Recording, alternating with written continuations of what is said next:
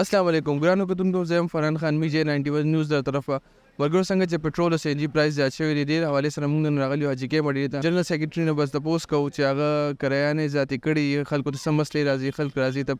جنگ جګړه کوي هغه حواله سره نن موږ ته پوسټ راغلیو حاجی کې مړی ته راځي چې زمان اما حاجی مراد ده زه د جنرال بشتینا چې کوم زه جرن ایکسټریم شاین ترانسپورټ اونر اسوسییشن کا دا ماته دا وایي چې تاسو د حاجی کې مړه کې سونه گاډي دي تقریبا اندازه شته یاره موږ سره به ان شاء الله 5000 گاډي او دا کم ځای ته ترانسپورټ دی ترانسپورټ منصیره ده زموږ ترانسپورټ اټاباد هریپور ټل بڑا چینار نوخار نوشیرا مردان مختلف اضلاع سواد منګور ټولو ته ځي ټول زیات لکه کم ځای ته خلک ځي اسلام آباد ته منګور ته سواد زموږ د ټولو نه زیات ګاډي اسلام آباد ته ځي پنډۍ ته ځي دې ځایونو ته ځي او دا چې پټرول او سی ان جي پرایس زیات شوی د هغه سره په کرایه څه فرق پرېوتی دی نو مونږ په کرایه باندې هېڅ قسمه اثر نه دی غورځولی مونږ کرایه نه ده زیاته کړې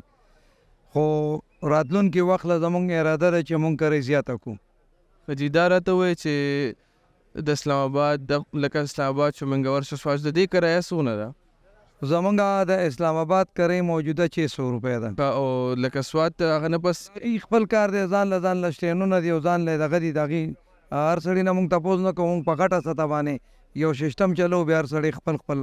علاقې ته چې مونږ اډر وکړو هسې کرایه نیالي داسې ستاسو اراده ده چې را روان میاشت کې بجټ زیات کړي لکه کرایه زیات کړي زمونږ دا اراده ده چې مونږ د 2012 نه ګورنمنټ سره سیکرټریانو سره لګیو دی زمونږ چې کومه کرایهنامه غواړو دی مونږ له نه راکوي دی په خپل من معنی باندې کرایهنامه جوړیږي نو هغه مونږ نه تسلیمو خبره پکې دا ده چې مونږ اوس سی ان جي 20 روپۍ یوه ګرانه شوې دی نه مخکې 10 روپۍ مونږ لا کرایه نه ده خېجولې را روان پهلې تاریخه پورې مونږ دې ته درخواست هم کړی زمونږ صدر نور محمد صاحب چې زمونږ د صوبې سینیر صدر دی د کاپیډریشن اتلې مونږ ورته ویلو چې ته مذاکرات وکړه د دې نه مخکې اسسټنټ کمشنر سره زمونږ مذاکرات شوي مونږ ورته چې مونږ له کرایهنامه جوړه کړه زما ایسي سره ملاقات شو میټینګ کې مونږ دا خبره کړې وای چې مونږ ته کرایهنامه ریلیز کړه مونږ ته کرایهنامه دی په خپله مرضی ریلیز کوي هغه مونږ ته تسلیم نه ده زما ګاډی په 2 ورځو کې یو ټریپ کوي زما پیسې جوړېږي 19,020 روپۍ زما خرچه زما آمدن دی 18,000 1,020 روپۍ دا زما د ترانسپورټ د جیبه روان دي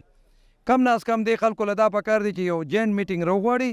مونږ ترانسپورټران پکې کینې مونږ نه هم تپوس وکړي چې څه پوزیشن دی نو په هغه طریقه باندې به انشاءالله مونږ دې سره جوړ توړ وکړو هغه حساب کرایهنامه به جوړ کړو دا راته وایي چې لکه موسم ګرم شو نو ګاډي کې سی فیسیلیټي سټارټ شو که نه او جی او مونږ به انشاءالله سبا نه بل سبا اے سی چالو کوو نو د اے سی دپاره مونږ ته ضرورت دی چې مونږ کرایه وخیجو او که په لاره څه حادثه وشي اوس لکه چې کسان پکې څه مړ شي یا شهید شي نو د هغه څه تاسو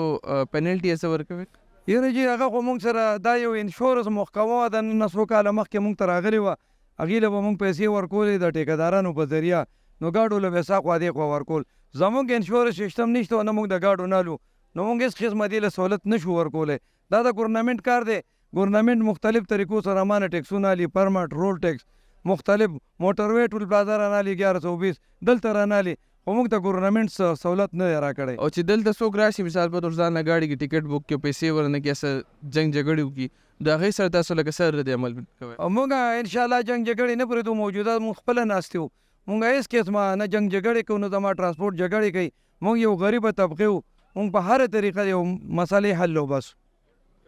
لکه ډرایور څه مسلې وکړي یا څوک پریشانه کړي په لاره نو هغې سره هغې چې مونږ ته شکیت راشي انشاءالله مسله ختمو او مونږ هغه سورلی هم راغواړو او مونږ دیم راغواړو خپلو کې کینې مونږ مشر حق هغه کردار ادا کوو دا خبره ختمو ډېره مهرباني تھینک یو ګرانو کتونکو څنګه چې تاسو واورېده چې را روان میاشت کم تاریخ باندې دی به کرایه زیاتوي دې سره تاسو نه اجازت غواړم کیمرامین غیور سره فرحان خان میجه 91 نیوز پېښور